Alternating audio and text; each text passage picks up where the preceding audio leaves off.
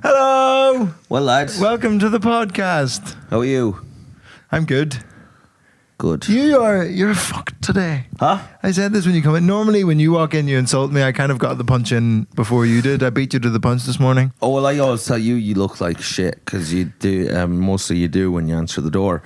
But then you said it to me. But then I've been eternally tired now for the last 4 days, and but I'm sleeping well. But I don't know if it's too well underneath my little weighted blanket or if there's like carbon monoxide in my room or something. You know what I mean? Do you want to borrow? We have a carbon monoxide alarm. Do you want to borrow it? I think maybe my that's face is plan. the alarm right now. I think there's like your face is the canary in the coal mine. Well, yeah, I'm just fucking tired as but shit. Maybe you're not used to sleeping. Huh? Maybe your body's not used to sleeping. Well, maybe you're like a Thatcher type character who only needs 4 hours sleep and also hates poor people. But then I think Thatcher needed more hours sleep and she wouldn't have been as much of a cunt. Do you know what I mean? Like that was her thing. I only need 4 hours sleep and I can operate as one of the most rotten characters in the world. It's like a Snickers ad. You're very right wing when you're hungry. Yeah. It's the truth. She had no sleep. She's like, I only need 4 hours sleep. But it's like, yeah, but you like demonstrably need more because you're horrible all the time. Yeah, you're rotten nasty. You let Bobby Sands die. If you had 8 hours sleep, you would have sucked them off. You would have sucked them off. You would have given them a little reach around. Now, I want it just to be noted because I'm always accused of, Mike brings everything into rottenness. Mike makes everyone.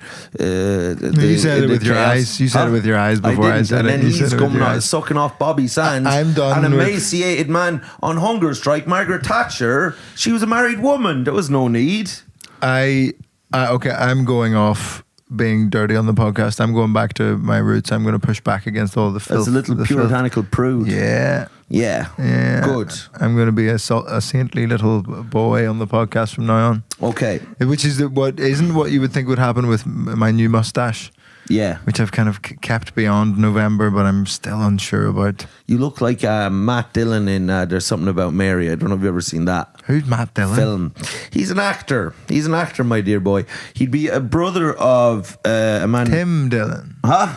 He wouldn't be brother Tim Dillon. Do you remember this? Bob Dylan. Huh? He'd be maybe a nephew of Bobby. But do you remember this show? But no, he's an Irish Dylan. He's a Matt, because Bob Dylan is a Jewish Dylan.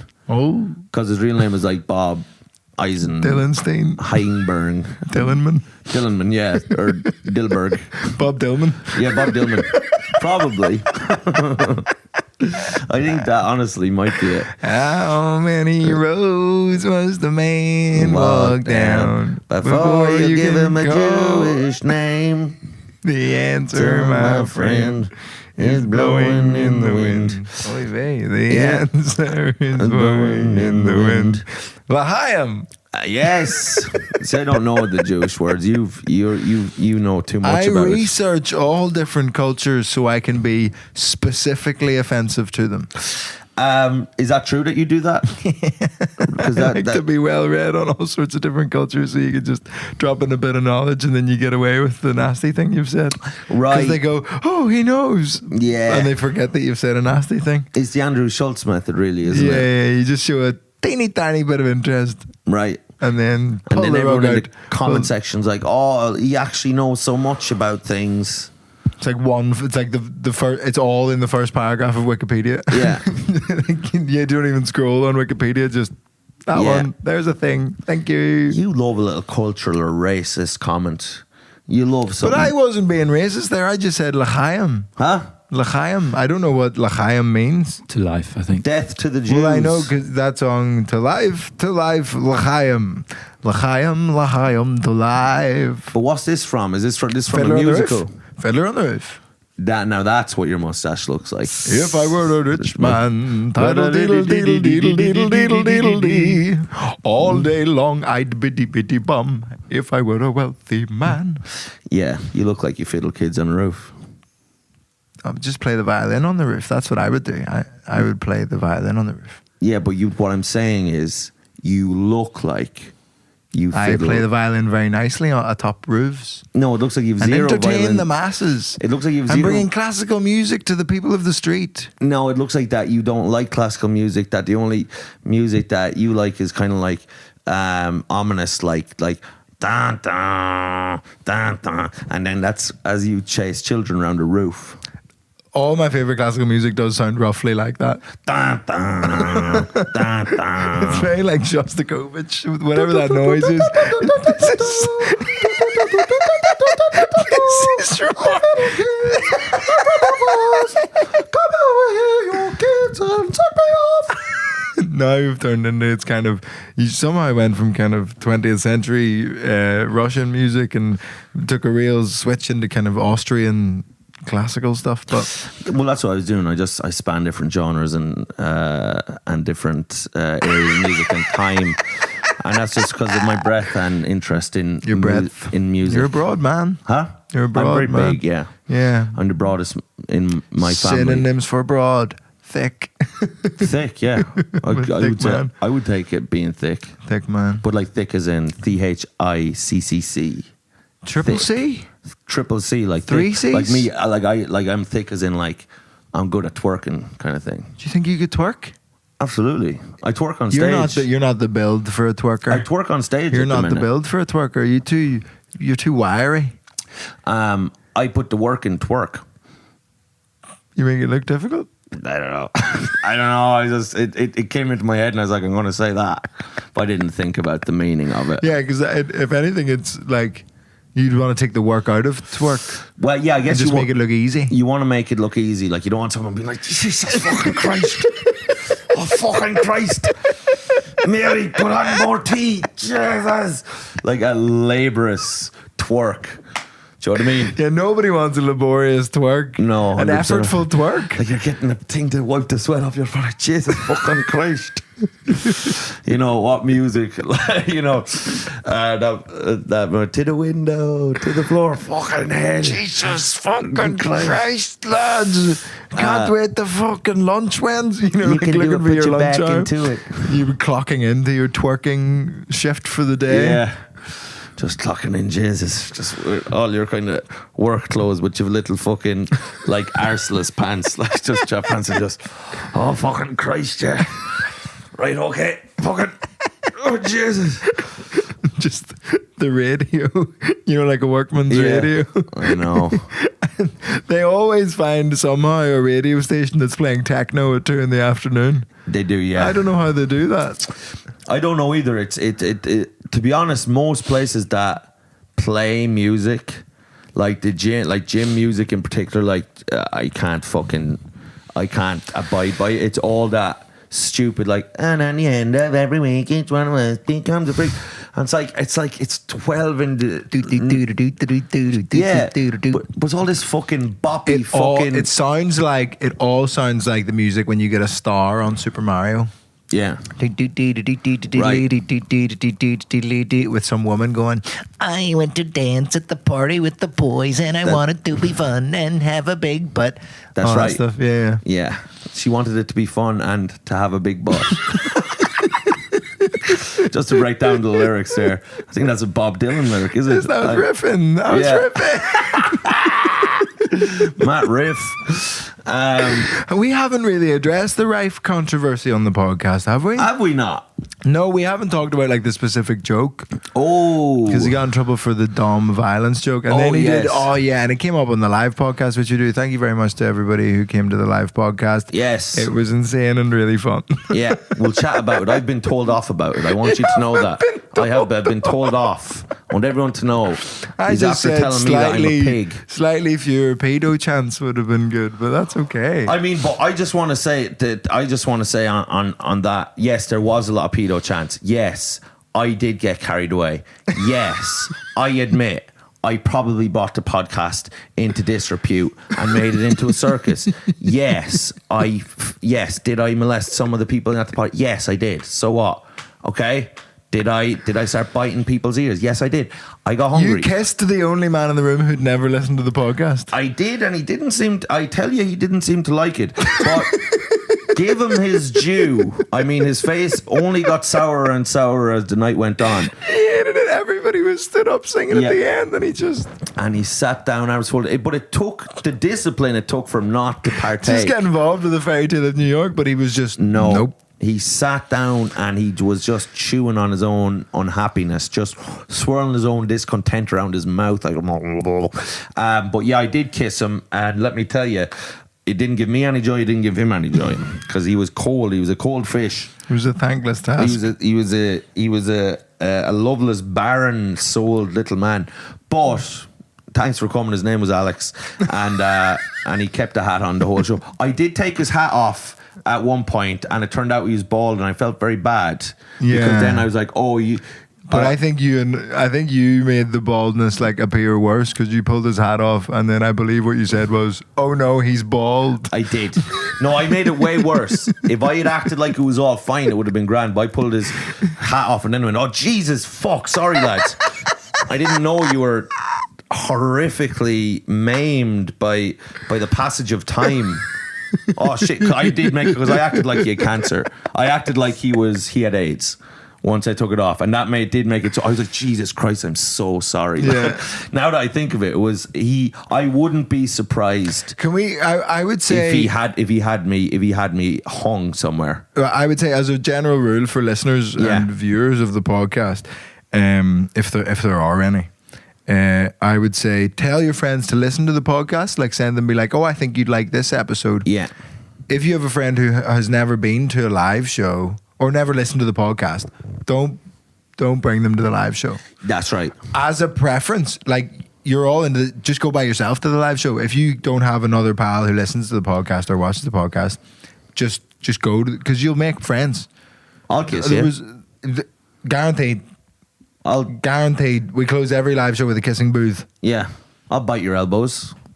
I'll do whatever you want. Yeah, but I heard there were people making friends in the bar. Was there? Yeah. Somebody was there by themselves and someone, oh, come hang out with us. And they were just there was a great camaraderie between the listeners of the podcast. I like that. I'm a big fan of that. I'm a big fan of that. I like friendship. I like sweetness. I like camaraderie. I will say, yes, there was too many pedo chants. I think people came in armed with the pedo chant because I've said on this pod before that I've been... That's your brand. That's my brand is to call people pedos, and I'm brave enough to do so, to be honest with you. Whereas you have been you've been shying away from exposing pedos for quite a long time. You've been enabling them, much like part time. I think he came from the Vatican, such as his habit of enabling it. He just moves pedos around to different parts of London. At live shows, rather than calling people pedos, we should just make them swap chairs with somebody. Yeah. Just like shuffle the room around, being like, oh, sure, no one will notice if you go over there for a bit. That's right. Just move them to a different parish. But I think every time you call people pedos in your shows and a live podcast and stuff, I think you view yourself as like Sinead O'Connor on, what show was it? SNL. SNL, where she ripped up the picture of the Pope. That's what you think you're doing every single time. Honestly, I think I feel like I'm a whistleblower and I'm exposing the rotten undercurrent of it's been British and Irish. 7 hours and 15 years since you fucked a kid. Now I'm calling you a pedo. I was going to go 7 hours and 15 days since they were born, you big pedo. Oh, that would have been way better. I should let you get to that. And you never do. I do sometimes. I do occasionally. But the Rife controversy. Yes. Have you watched the Take special? My Rife, please. Take Matt Rife, please. Yeah, take Matt Rife, please. Right, so Rife, yes. You watched the whole special? No, I didn't. I didn't. Come on, I did for research purposes. Did you? Yeah. You little swat. I keep an eye on him, right? Because you want to see what he's doing, because then you're going to do it. No, I you're don't the want Irish to. Rife. I don't want to do what he does. Huh? He hates his audience. He does not. He fucking does. I don't believe in he the does. show, it feels like he does. He does a joke at one point and goes, "If more of you were men, that would have got a bigger laugh." Right. Yeah, but It's stinky. It's certainly a smelly little thing to say, and he. You know what? I just don't. I don't know what to make of him. He seems like a nice guy, but he never in interviews he never stops smiling in like this just kind of Disingenuous. strange. It's disingenuous. I don't know if it is disingenuous or if it's just aggressive politeness. But like not in a bad way, but that just seems like I was raised by my grandfather to listen and smile when people talk. And you know what I mean? Well, Like, this is the conundrum of Matt Rife. Is he a dick or is he unbelievably stupid?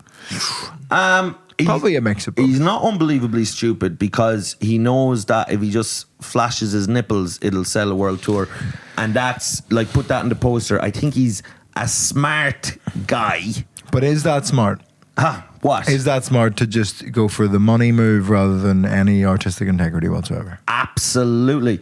Yes. Do you think there's any artistic integrity in calling everyone pedos? No, but there's money. All the cash. People want to be accused of being pedophiles. I'm going to sell out the O2. And not one joke, just point at different people and chant pedo. And give me the money. I'm going to live in my big pedo mansion. The pedo too. Huh? Yep. I know you're making a reference to something there, and I just don't get it. It's a pretty easy one, I think. The pedo too. Oh, the pedo. Yeah, now I get it. That's what I mean. I knew you were saying something clever, but I didn't. I don't think I was saying something clever. Even some of the dumb stuff goes over my head. You know what I mean? It's very few things go over my head, they go under my head. It's very hard to get something right into my brain. Nothing gets past my head. Nah, fucking no way.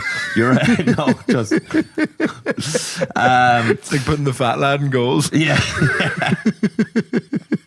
Yeah, when you were in goal, they're just like, look, the top corners are taken. You just have to go. You're going to have to put them in the Then I bomb. would just bomb. Yeah. Like one of those robot goalkeepers. But the joke that he got in trouble for. Yes. And it was so bizarre because I like listening and watching people that I hate. I always find it quite interesting. I listened to the full Jordan Peterson podcast with Matt Rife. I listened to a lot of that as well. It was an adventure. Oh yeah. And I thought what you did was very, very clever. It was a deft touch to say that the people who were offended had special needs. It's just like, I found that absolutely hilarious. Why are you not laughing then, Jordan? Why are you not even smiling? I don't believe you've ever found anything funny. I don't think you understand comedy. Jordan Peterson laughs like, No, I thought that was very amusing. And it's a masterful stroke. Oh, it was a stroke, and I thought that was so clever. You know, he's always like, so clever. And then like Matt just said, and then Matt says a million times, Thank you for that. You know, he goes, I think you're really, I appreciate that. No, he just goes, thank you for teaching me that. He goes, oh, well, thank you. Oh, well, like, but he says it at weird, thank you. But he says it at weird, like, times that are like out of pace with what Jordan Jordan Peterson hasn't said anything nice to him, and Matt says thank you. Yeah, he does like 10 times. There's one time that like Jordan goes, well, you see, the thing is, I think that comedians in a lot of ways, you know, they have to bloody get to the core of the things. Just like this is not, and then Matt goes, oh, well, thank you. I'm like, thank you kindly. Thank you. And he's like, my daughter, she went through some tough stuff, but but now she's able to make light of it and say it in an amusing kind of way. And then Matt's like, oh, well, thank you. And it's like, what are you, like, is he just, so like, have you just been put on some like setting where you're unable to say anything else? Like he could have been like, and what Hitler did was tyrannical, and we all know. Oh well, thank you, because he's just stupid. He's just stupid but polite. I don't think. See, I'm of the opinion, and this is just one of my general opinions, that he's not stupid. He can't be stupid. Because do you know how I know? He's savvy, right? Because I know people who are stupid. Do you know what I mean? And they're sitting on a couch up the hills in County Kilkenny. I thought you were. You know what I mean? Sitting on a couch. No, as in us. Well, we are. Like I am. Like See, I look at Matt Rife, what he's doing. I'm like, I don't know what to do that. If I had got my tits out there a few years ago, maybe I'd be doing what he's doing. I'm going to start getting my tits. Like, if I get my tits out, you plus did I accuse people of being pedos. a topless tour poster. Oh. That's the wild thing for me is Matt Rife's whole thing on all Maybe the he's just a big interviews. Bert Kreischer fan. I don't know. maybe that's what it is. And sure, Bert Kreischer's the height of art. Yeah. I saw a video the other day where Bert Kreischer is just like, he's just like, do you know what I mean? Like, there's just no dignity to what he does all. Now, there's obviously, I'm not, there's the pot calling the kettle black. But, I'll tell you what I did in Spain recently, which is so funny. But Bert, like, he's doing a podcast with, like, Tom Segura, and then he just goes, I just shit myself. I just properly, and Tom's like, what, Bert? And he's like, I just shit myself. I just shit my pants. Then, like, Tom was like, Bert, what are you talking about? He's like, I shit my pants. I just shit myself, seriously. And then he, like, sticks his hand down his pants. Because he doesn't wear underwear. With like a tissue, and then like takes it out, and then just goes, oh fuck yeah, I shit my. And like Thomas like, what, Bert? What are you doing? Like, Bert's in his 50s, and this is like shitting himself. I don't know how bad that pod was going, like that they were just out with Steve, that he just has to throw that Hail Mary of just. How many straws do you grasp at before you go, I guess I'm gonna have to shit myself? Yeah. Wow. But Bert's just like the greatest billboard of all time. That's all he's just like a marketing machine, and it's just like, I mean, I wouldn't want to post a video every day of me nakedly shouting cities in America. Yeah. Cincinnati, Ohio, Des Moines. Yeah. You're just like, okay. And then he just takes out, this is my shit. Like, he would just, it doesn't matter. Yeah. Here's my grandmother. I'll eat her ass. Like, just, and people would just say, I take it to that. And then there's Matt Rife in the background. Well, thank you. Well, thank you, Bert, for that display. Well, thank you. Matt, you've been accused of being a pedophile. Well, thank you. Well, thank you. It's so funny.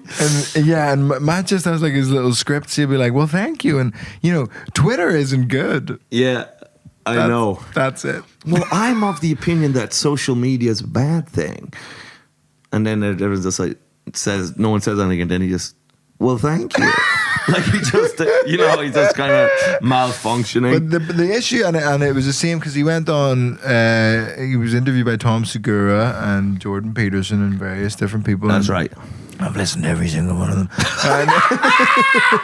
Like the graveled tone, man, like your hair is falling out. I've listened to every single one of them. Like, you're just walking around the house. Just, it was an effort. Thank you. You've got like. Yeah, it was an effort. It was a real struggle for me to do that, actually. The things I go through to create podcast content is unbelievable. Yeah. But I listened to all of them, and in every single one, Matt Rife is like, acts like he's perplexed that an entirely female audience have started coming to the shows. He's like, I didn't want that. I was just putting out jokes and trying to have a fun time. And like, look, I don't know why like Jordan Peterson goes, why do you think your audience is majority female? And Matt goes, well, I don't know. I just put out the jokes that I want to put out. And I'm like, no, you can't pretend you aren't courting this when your tour poster is you topless. Right. You can't be like, why are these women showing up to my performances? I just don't understand. But there may be like, well, I'm like, the funny thing I'm trying to think, because obviously he knows exactly why they're coming, but there is a funny universe where just like his manager is just like, right, so for the tour poster, we're just going to get you to take your top off. And he's just like, but why? And it's like, doesn't matter, Matt. We're just take your top. It'll just be just as an option. It's really funny. Just as an option. It's a funny joke. Look, Bert Kreischer does it. Yeah, he's topless. That's funny, isn't it? Oh, showing a picture of like Greg Davies' like tour poster where he's like in the lake, like topless. He goes, "See, funny. Oh, thank you. Funny." And he's like, because he just computes topless. Yeah, is funny. It's funny. Thank you. Thank you so much. Well, thank you very much. Thank you, sir. I appreciate that. Thank you. So he takes off his top. So then all these women are coming, and he's just like, oh, well, thank you. Thank you all. And this why are women coming? I have no goddamn idea. There's a really strange clip I saw of him a while ago where how do all these crowd work comedians in America keep managing to have someone have a seizure at their show? I've seen at least 5. Right. 5 different videos of comedians in America on stage while someone has a seizure at their show. There's an old Andrew Schultz one. Like, I think this might be one of my only conspiracy theories. The people having seizures at comedian shows are paid crisis actors. Yeah. It's all just Bert Kreischer. Isn't it? Like just him just Shitting himself. Yeah, and it's also doubling for like promotion for his tour. Just Cincinnati, Ohio, Connecticut, Nashville. Ooh, and I shit myself. Ooh. Good God Almighty! I don't know why these people have no class. It's so funny how much I like make fun of these people. But when I met Bert Kreischer in Glasgow, I was like, man, you're my hero. Oh yeah. I know, but you're such a big fan. But you're a massive worm, as I am. Did I tell you? I'm sure I've told you. If I met Bert again, I'm like, he just seems like a really nice guy. Like, I don't know if it's my thing to be that aggressive in terms of marketing, but like, yeah, you're not an aggressive marketer at all. You're not famous for that. No. I'm not getting naked and shouting city names. I think there's a line there somewhere between what Bert Kreischer does and what I do. Maybe. I feel like there's a fairly solid distinction. You're drawn from the same well. I'll be dead honest with you. You're kind of, if anyone was to say, who's the London Bert Kreischer, I'd say you'd be in the top. You're closer to a Kreischer than me. I am not. You filthy drunkard. I'm a drunkard. You were drunk on the pod. Oh, no, you're having. I was playing up. You went round telling everyone. You came to me. You were like, "I'm drunk." I'm like, "Are you drunk?" And you're like, "Yeah, I'm drunk." And then now I said today, I was like, "Oh yeah, you were drunk," because you're telling me that I was, a baboon inciting violence in the crowd. And then I was like, "You were drunk," and then you were like, "No, I wasn't actually drunk. I'd only had 2 drinks. He's lying about being drunk." Because I thought that was funny. Just having a bit of fun. Yeah, I don't know. That's fun, is it? I'm drunk. Great gag. Good one. So I was a little bit tipsy. Yeah, You I wasn't drunk. Huh? I wasn't drunk. You came in drunk as a lord. Unprofessional. Shouting slurs. I didn't shout any slurs. You did say one thing that I whispered them to the moon.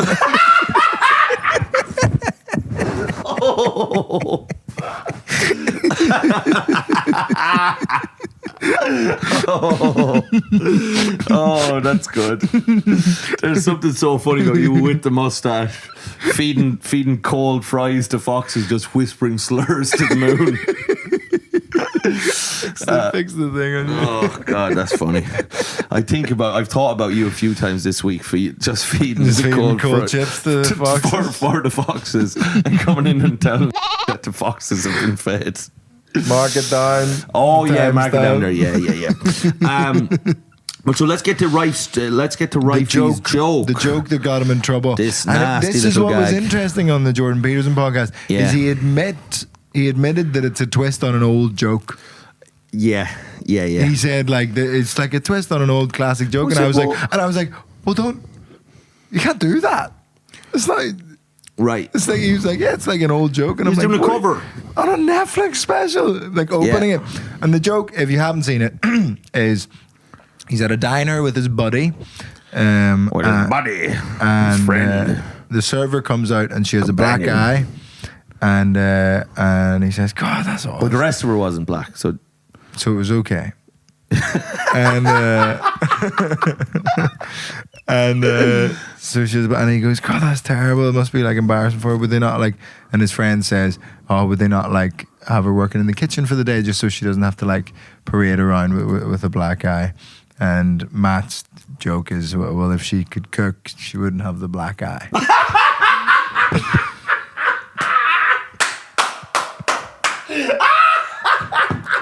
That's a good one.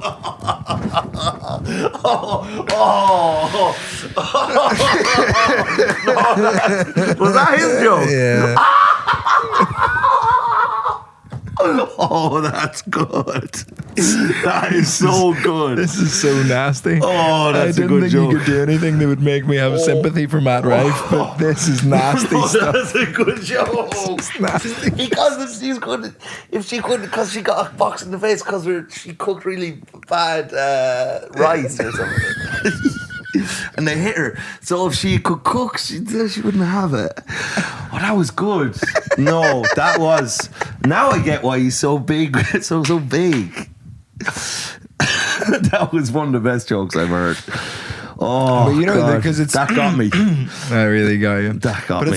It's that old classic joke of like, what do you tell a woman with two black eyes? Nothing. You already told her twice. Right. It's just that joke in a diner. Yes, is essentially that. But what I like about it is like he goes, well, it's he's like it's a modern twist on an old classic. Our Matt Rife and Jordan Peterson impressions are blurring into kind of one it's thing. It's a modern twist on an old classic. Why, thank you. If she could cook, she wouldn't have that black eye. So, what do you do for a living? It's bloody complicated. Well, if you work harder and applied yourself, you could have a better position in that company. That'll just be Peterson's crowd work. It's a matter of time before Peterson, somebody lets him like do stand up opening for them. But he thinks he's doing stand up already. No, but I think he would try to do like stand up, and I think I want to be there. Well, he's claimed several times that what he does is stand up. Like in his head, he kind of thinks he's Chris Rock doing like black people versus the N-word bit. Like similar. Well, it's getting at the same thing. There's trans peoples, and then there's trannies. I love trans people, but I hate trannies have got to go. Yeah. Sorry for saying that. Bucks are kryptonite to a tranny. Anyway, maybe we'll have to cut. Anyway, whatever. But what I was going to say to you was, so yeah, Peterson. But so that joke, right? Yeah. So he's like, yeah, it's a modern twist on an old classic. For one thing, what is modern about your retelling of this domestic violence joke? But obviously, there's nothing modern. Like, there's no like iPhones or AI or it's in like a diner. It's just in a diner and a woman's been hit in the face. There's nothing modern about what you said. There's nothing that could even take. This could be 1940s and nothing would have to change in that joke. No, right. So it's like there's nothing modern about it. Like right. I mean, the 40s is even like 20s. Yes. Whenever the diner was invented, that's right. That is when that joke can exist from. Yes, the diner was invented, and I feel like as soon as the diner was invented, that was one of the jobs ladies could have. Yeah, was server at a diner. Absolutely. Yeah, absolutely wild. Although it did remind me of that. Whose joke is it? No. Okay. Whose joke is it where they had a black eye, and someone's like, "Oh, were you in a fight?" And he was like, "Yeah, you know, I've got this black guy, but you should see the other guy. His whole body's black." I think it's just a funny switch. I can't remember whose it is. It's like a street joke, isn't it? I don't think so. I haven't heard it, but I think it's pretty good. It's funny. I think I like it. It is funny. It is funny. I've been obsessed with I just love street jokes recently. Did I do the monkey one on the podcast? Oh, come on. Not that kind, like an actual monkey. Oh, like an actual monkey. Right? No, I love monkey humor. Oh, great! Right, can I do a street joke? Is that okay? That's absolutely an old great. pub joke. I'd love that. So, English fella works at a zoo. Oh, I know you did do this last week. That's the one where he drives past in the van. Yeah, it's great. Right, we're bringing him to the cinema now. Anyway, go on. So I've been telling everybody that I fucking love it. Yeah, no, it's a good one, lad. Anyway. Yeah, so I watched the whole Matt Rife special, and it's very strange because he kind of, at the very end of the show, just does like a bunch of bits that don't really, like, you know, in that American stand-up special way where it's just like, here's a bit and then here's another bit and not Is even that not every special though? No, but not even an attempt to link anything. Yeah. Just like the other thing I was thinking about recently, it's like, surely you could have just papered over that crack a little bit. I'm not saying it has to be like perfect, but just at least pretend it's a continuous thought. Right. Rather than just going, there's a bit. And it's just that kind of American style, which is grand. But he did all that stuff. And then at the end, he recites an argument they had on Twitter and like says the funny tweet that he tweeted back at a woman who like disagreed with him online. And it's like, how is that your closer, first of all? It did feel like it was just like whatever the longest bit was. That was the closer. Does all that. And then he says, but you can't pay attention to people on the internet after he's spoken for 20 minutes about this interaction he had on Twitter. And then he goes, but what would I know? I just do crowd work. Oh, and he drops the mic. He should have picked that mic back up. Right, and made sure he didn't break. You didn't say anything to deserve breaking a mic there. No. Crazy, isn't it? Absolutely not. Crazy. Yeah. That's insane. Yeah. Because he hasn't spoken about it the whole way through.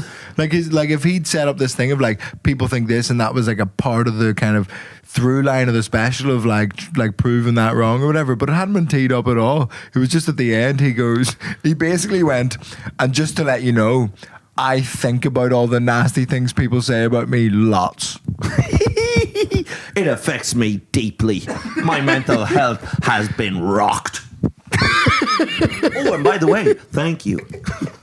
I would like to thank you all for coming, and I appreciate it. Like after he drops the mic, and then he still goes, "Oh, just so you know, thank you." And he's still in the credits to the show. He still does crowd work. Right.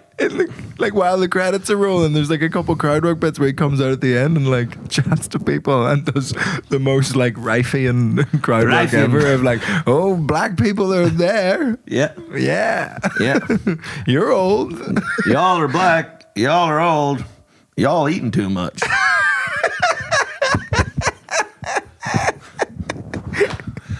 But so what I will say though about his opening joke, because that's the one that got a lot of trouble, I honestly couldn't give it a shit about it in terms of like it's just bad. It's like no, but it's like, okay, that's not a great joke. But when I watched the special, when I was watching it before this controversy happened, I wasn't like, oh, I can't believe he's done that. It's just like, oh, that's not the greatest joke in the world. What's coming next? Yeah. But I didn't even it's like I don't feel he should be like, if you look at his other specials, which I've looked at parts of them, because it's just out of curiosity. Yeah, he likes. You're like, this guy is obviously loads of people love him, so he's obviously funny. You can't say he's not funny. In my mind, he's got a huge demographic. It's not my thing, but people love it, and he gives people a good show. That's right. More power to him. Off to the race. And he did 2 other specials that were massive on YouTube, that were all material. And his humor in those specials is dark. It's not my cup of tea. He's a bit edgelordy. Yeah, he is edgelordy. His whole thing before his last special was like, let's see who's going to come cancel me now. Yeah. And it's like... Yeah, no, he walks on stage in one of them and goes, you guys ready to be offended? Right. And it's like... Yeah. And I just came No, it's too early to be offended for me, man. Oh, please don't do it to me, Matty. Oh, well, thank you. And then that's so funny because he's on stage, you ready to be offended? Then in an interview, he's just like, well, thank you. Yeah, he just turns into the little southern boy that he is. Yeah, but it's funny in one of his specials as well, he just has a black guy at the start of the special just... Y'all been talking shit about Matt Rife.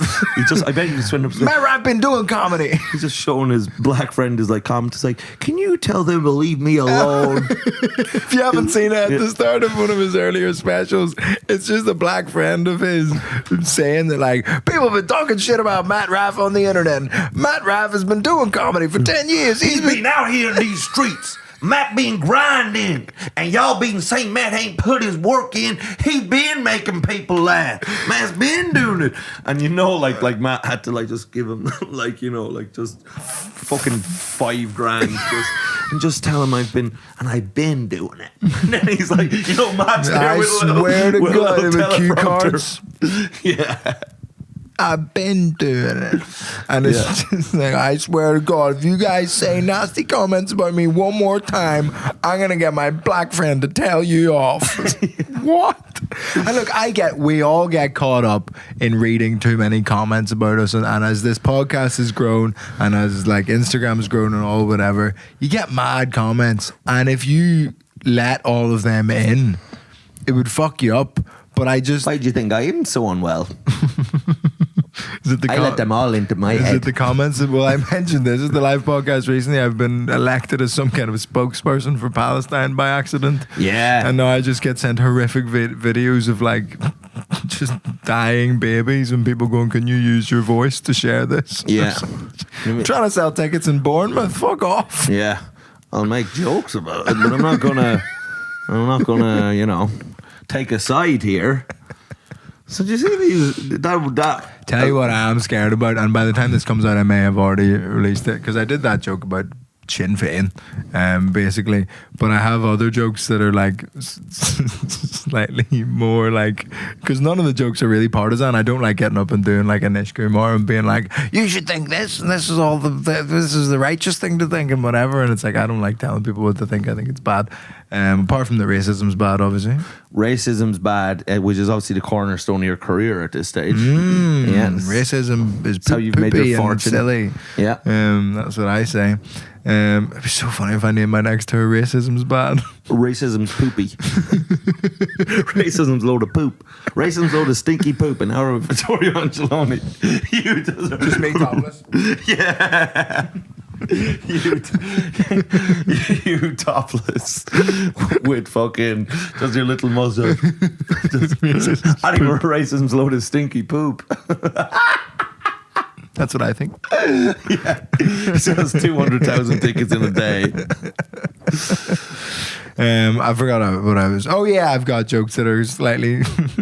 I think the people that have followed me because they think I'm some kind of Uber ally to their cause are going to be really annoyed at me. But I think I have to put them out. I think this is a test. Right. Do you know what I mean? Yeah. Like if you're doing the stuff like making fun of everybody on stage, then you gotta put out. Yeah, just because I know some of them are going to hate it. Yeah. Because every video, no matter what it is, and you've probably seen some on the podcast clips recently, we'll do a podcast clip that's about nothing to do with anything, and someone will just be like, "Yeah, free Palestine." Yeah, people are coming into the comment section where you're dragging politics into our comment section. I really haven't meant to. You politicized the pod. I politicized the podcast with your nasty rhetoric, your nasty jokes, and your fucking sectarian fucking worldview. None of that and was you've sectarian. Infected us like a cancer. This podcast has been infected. If you have any political opinions, you better fucking not listen to this podcast. That's right. No opinions allowed. Apolitical featherheads, numbnuts, people who just like to chant pedo at people. That's all we want. Leave your opinions at the door. Head full of rocks. You fucking cunts. Balls full of cum. Dicks. That's it. Vaginas full of cum. The postman's penis. These are the people we want. Wives who have affairs with the postman. Men who like to call other men pedophiles. For fun. Non-binary people who like to eat chicken. I have an opinion on the Arab Spring conflict that happened in the early 2010s. We don't want you then. Go away. Thank you. What do you think about the Arab Spring? Huh? What do you think about the Arab Spring? I think it's a lovely shower gel. Did you never get Arab Spring shower gel? It's nice. You smell like Gaddafi at the end. You smell like Gaddafi's corpse. Anyway. Spaghetti-o. I'm sorry. It's all gone a bit mad. What are we on? I was going to say, no. 43. 43. You have 17 more minutes to fill, you flute. You didn't like You that? have an hour and 17 to do. I was just checking in to see where we're at. Don't check that. It's unprofessional. It's the last time you do that. You get yourself a Casio. No, because people were annoyed about it, and I wanna annoy them more. Do not annoy them more. Somebody commented, "Stop checking how long you've got left." Yeah. So fuck you. No. Keeping them honest. You're right. Don't check how long you've left. Go with the flow. Be in the moment, man. Oh, I was going to say, talking about fucking Connell knows, you don't say, to be as successful a philandering, home-wrecking London fuckboy as Connell, you need to be in the fucking moment. Because if you ever think about the future or the past, you can't be thinking about the next girl or the last girl. No. Because if he thinks about the consequences of the families he's ruining, he shags women in front of their children. He does it. Yeah. He lives in the moment. Because he's in the moment. Power now. That's what he refers to the women as, the moment. The moment. I'm in the moment. Can't spell moment without mom. I'm pulling out of the moment. Pulling into the past. Oh, I wish you'd seen Saltburn. We could talk about it, but you better have seen it. Yes, you invited me to the cinema and I said no. Yeah. Well, no, you said yes and then just cancelled last minute like an absolute slug. Like an absolute rotten little slug. And guess what? You won't be invited again. To the cinema? Yeah. I think I will be. Yeah, but by who? Oh, mate, I had a terrible cinema time that I wanted to tell you about. Oh, go on, so. I went to see Anatomy of a Fall. Yeah. Have you heard of it? Oh, I have, yeah. You know, I know what happened. Don't fucking tell me. No, I'm not talking about the movie. I know what happened with you in the cinema. Oh, Because yeah. you told me you have. I think you're starting to get dementia, to be honest, because you're forgetting more and more things that you've already said. No, this is. I think that you're just brain realizing rot. this. No, I've always been like There's this. carbon monoxide in your room. I've always been like this. My first girlfriend used to get so annoyed at me. She'd be like, "You've already told me that. This isn't a podcast specific issue." Yeah, but she was a nasty, rotten whore. She was. Who left you for dead, and left your heart in pieces. And Jamali had to come back together and put your heart to get back together like a little jigsaw. Oh, this goes here. And now you're a full boy.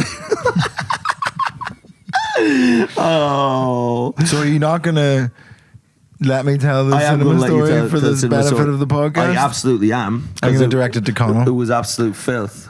So, went to see Anatomy of a Fall. And I already know, brilliant film. You know this? Yep. Fuck's sake. I'm not going to tell it then. Talk to me. I'm not going to tell it then. Talk to me. I'm not going to tell it Don't talk then. to Connell. No, because you already... You Sometimes, think he's listening to you? He's imagining what he's but going to do to but if Mrs. it's a O'Reilly after the conversation- pod. But sometimes if it's a conversation we've had off air, you have to just let it happen on air. And I know, and I made a mistake, and I'm sorry. And I'd like you to tell me again. I wear my Maradona thing as a hat, as punishment for what I did. Yeah. So tell me, I'll only tell the story while it's balanced on your because head. to be fair, when you did tell me the story, we were shit-faced on Friday night. Yeah. So Anatomy of a Fall, I already know it's a brilliant film, but what happened was we went in, tiny little screening. I love a tiny little screening. Yeah. Like a 3-row cinema. Yes. Ooh, that's spicy stuff. Go in, and it's like a murder mystery type thing. Like, was he killed? Did he? What? Nope. Was he Okay. killed?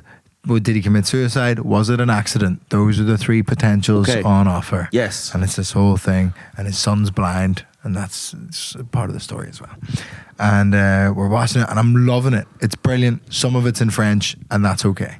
And we're watching along, and then little green flashes of static start coming onto the screen, and I was like, it was enough of like a weird like artsy film that I was like, oh, is this part of it? Yeah. You know what I mean? Yes. But then it became very clear very quickly that it absolutely wasn't part when you couldn't see the subtitles because the whole screen was green. And I was like, oh fuck yeah, this is kind of breaking. And then everyone was so invested and wrapped up in it that nobody wanted to like leave and You were go invested in like the story. Yeah, we didn't want to go get the staff. And I was a bit miffed that like there was nobody in the projection room. Do you know what I mean? Oh, I'd be miffed. I feel like there should be somebody in the projection room At all times. Yeah. Even overnight. When there's a movie on. Definitely when there's a movie on. At the very least when there's a movie on. But I would prefer There should be somebody manning the projector to be like, is the 100%. movie still playing? Yeah. Yes, the movie. And it's an easy job, but fuck me. Most jobs at the cinema are easy. Yep. So this does happen. And then a brave soldier goes and gets a member of staff. So this is kind of happening. It's flashing, and people are just about keeping up with the story. We're like, this is and we are all going to ask for a refund, but hopefully we can make it through to the end of the movie because it's enjoyable and tense. Staff member walks in and just stands and looks at the screen for a bit with all of us and goes, oh, and then runs across the screen out a different exit. He was just like, this doesn't look right. Films are supposed to play on the screen, not Not be green. And he goes up, and then you see the light come on in the projection room behind us, and we're like, okay. Slowly see the shadow of two people shagging. Fucking Charles, you should have fucking kept that movie playing. Oh, Rupert. You won't be allowed back here again, Tilly. You'll be working the popcorn for the next month. Oh, Rupert, no. If she could work a projector, she wouldn't have that black eye. Hey! I had Rifean comment there. I like using like like artists who aren't like established or respected enough in that like Ian way, you know, you like people would be like it's very Faustian or whatever, but to be like it's Rifean is so funny. No, it's very Kreisherian. It's Kreisherian, quite a Kreisherian comment and way to look at the world. Quite a Rifean worldview he has. And what's a Rifean worldview? Just being like, thank you. Like anyone who thanks anyone for anything, he's like, quite a Rifean young chap, isn't he? It's very Rifean. Gratitude is Rifean. Well, in its essence, it is Rifean, yes. Yes. He's made an art form out of gratitude. Yeah, so the lights come on back here, and I was like, okay, they're just going to like fix it. I thought maybe it was like, because you know the way the subtitle is like a separate projection that goes on top of the thing, and I was like, maybe it's just that or whatever. But he comes back around and he goes, we're going to have to cancel the screening. You'll all get a refund and free tickets to come back again and see it. And we were like, oh, fuck's sakes. And then we're all just kind of packing up slowly and like having a little like, you know, kind of bonded the room of like 20 people who were there watching this quite artsy film. And Jamali, really, really funny. Like it was still quite tense. And she just goes, I think she did it. It just crushes and like everybody laughs so much. So funny. I was like, that was good. Go on, Jamali. But then so the movie's still playing with these like green flashes on it. So we're all slowly packing up. Then the green flashes kind of like stop.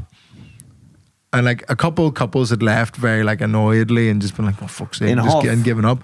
But everybody just kind of gradually sat back down and was like, is it working? And then it just started playing again, and we all just sat there like and gradually relaxed. People took their coats off, and we were like, "Oh, we're gonna get to watch the end of this movie." And they didn't stop there, and we're still getting a refund. Like, there's no way, even if this makes it all the way the end flawlessly. They said refund. We're getting a refund. That's right.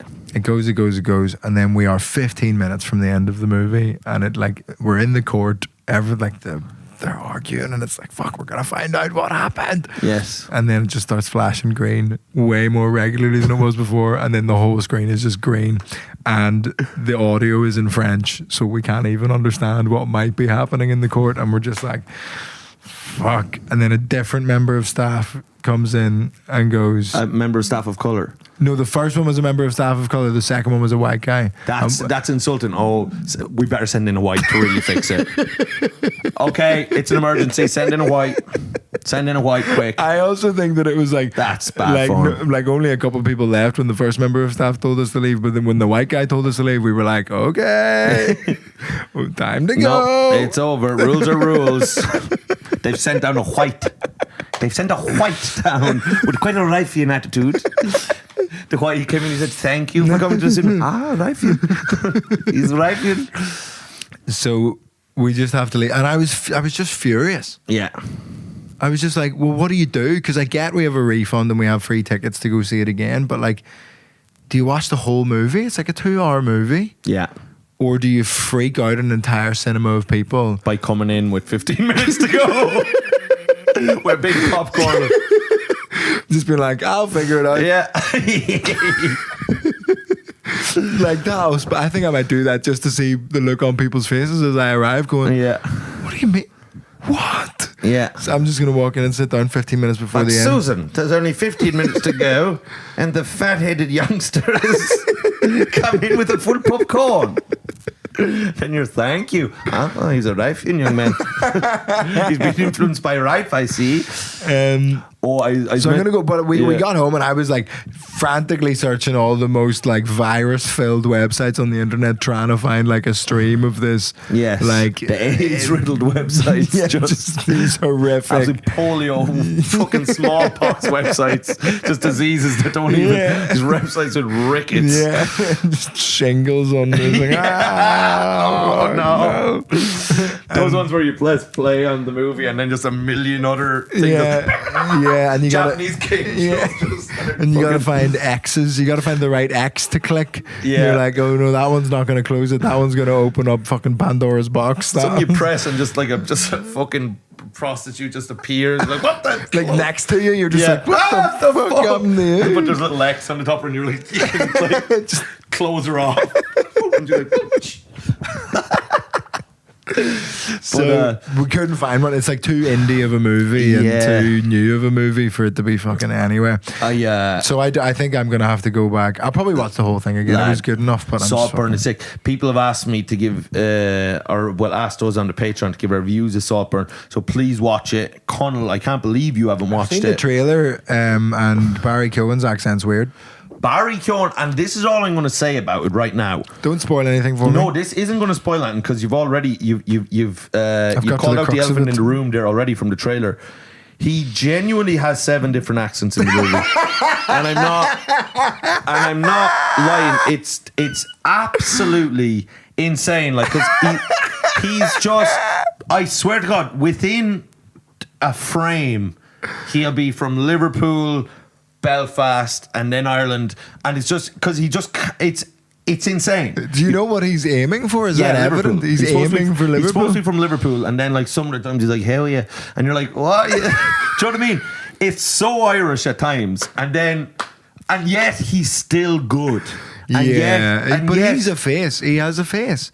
He has the face of a man who's good at acting. But it's not only the face. There's a menace to that young man that'd fucking get the hairs on your neck to stand up. I've heard some stories. Oh yeah, but there's a genuine menace. Like I've heard some. Yeah. Like I'll talk about it on the Patreon. Oh, we talk about it on the Patreon. Yeah, I have some mutual friends that kill him. Oh, I know people. Yeah, I have some stories about him. He's a fucking psycho. Yeah, no, I've got some stories about him as well. But sure, you look at him in the film and you're like, there's no way when they say cut that he's just been like, thank you. No way. There's no way. He's the least Rifean man. He is the least. There's not a drop of Rifean blood running through that man's veins. He's so Rifean it would put one off the soup, Susan. I'm not going to eat my tomato soup with an Rifean ruffian. But speaking of that, I was meant to tell you I became like Grouse Man on stage in Barcelona. So I was doing. Can I say surely we are at the time now? 57. Right, grand. Let me tell this, and then we'll plug dates, even though that'll take 3 minutes in and of itself. That will, yeah. Let me do this, and then I'm gonna. Can I eat those flowers that you have out there? No. Okay. All right. Then that ruins my plan for the break. But so I thought they might be like edible Willy Wonka flowers. Do you remember in Willy Wonka's when they just had like, he'd have like plants that you could. You were in Barcelona. I was in Barcelona. Okay. But so. I think I might be neurodivergent, but anyway. I was trying to read Connell's mind there for a second. I was like, oh, and then all I saw is that what you thought? Is that what you think neurodivergent means? What? I can, yeah. You can read mine. Yeah. Just all I can see in Connell's mind is just the vagina of a married woman. Just children crying as he ruins a family. Oh. I hope your relations listen to this, Connell. So I was in Barcelona, and so the crowd was like this theatre, but the crowd were like largely like I guess Clang. Eastern European and like just second language people, which is like grand, but it just so happened that whatever they were, like people were just looking at me like, I don't know what he say. You know, like just people were just not picking up what I was putting down. So like at one stage, I was just like, you know, this stuff isn't going down that well. I literally just got the microphone and just started going like this. My arse, and everyone started. Like people were literally giving me stand ovations. I was like... I literally turned into Lord Grouse Man. You just put the microphone. You just started rubbing the mic on your ass. I just started like pretending to shove the mic up my asshole, and people thought it like they swear. See, like that's not even in my playbook. Huh? Like I get you flipped to the back page of your playbook, and it was let's try putting the mic on my ass. Simulate shoving the microphone. That's not in my book. Up my asshole. That's never an option for me. That's literally the second paragraph of the first page of my playbook. Like literally something even only Try gets, the jokes, shove it up your ass. shove it up your ass. There's no crowd work. That's I don't even do that. Yeah, most people just like dip into the crowd, see if you can get something out Yeah. of them, call it. You're just like, try the first half of a joke, shove it up your ass. Don't even get to the punchline, shove it up your ass. Well, people were just like I don't think I've ever got a bigger laugh in my life than just go whoop, whoop. And people were like, this is so good, he up his bummy, he put up a bum. And then I said, well, thank you. Just kept going. But I became Lloyd Grossman. Yeah. I'm Lloyd Grossman. I shove microphones up my booty. My microphone smells like booty. I'm sorry. I don't know why I did it. Who knows why I did it? But felt nice. Oh, yes. We are going on tour separately. On tour whores. Would you like to plug your dates first? Yes. Mike says, okay. For one, MikeRiceComedy.com. But the links are always in the descriptions for live shows. Going all over in Ireland. We have Dublin. We have Cork isn't out yet. Cork's not going to be out till like the end of January. That's okay. We have Limerick, Dolan's in Limerick. Go to Dolan's in Limerick. Go to Belfast, Portrush, Newry, Omagh. You're on your last chance to buy some tickets before they're being pulled. Derry, get some tickets. Like I said, Belfast. Then you got Birmingham, Southampton, Newcastle. London is nearly sold out. Get the London ones are just about sold out, so you better go get them. And Glasgow. There's Glasgow. Glasgow is sold out. Manchester sold out, but there'll be more added. Dublin is just about sold out. There's going to be another show added there. Edinburgh. Where? Edinburgh is another one. Southampton, get your tickets. Hull, get your tickets. Leeds. What about Leeds? Get your tickets in Sheffield? Leeds. No, we don't have Sheffield yet. We don't have Cardiff yet, but people are asking me to go, so I might add one in Cardiff if enough people promise to suck my toes. And yeah, you go. Lovely. And watch my special on YouTube. You done? Yeah. Hopefully by the time this is out, one of the theatres in Glasgow will have agreed to have me. I'm having a real bothersome time getting a venue of any size to be like, yeah, we'll put on your show. And I just can't, like, it's just pissing me off. So I am working really hard to get a Glasgow show. I say working really hard. I've sent 3 emails.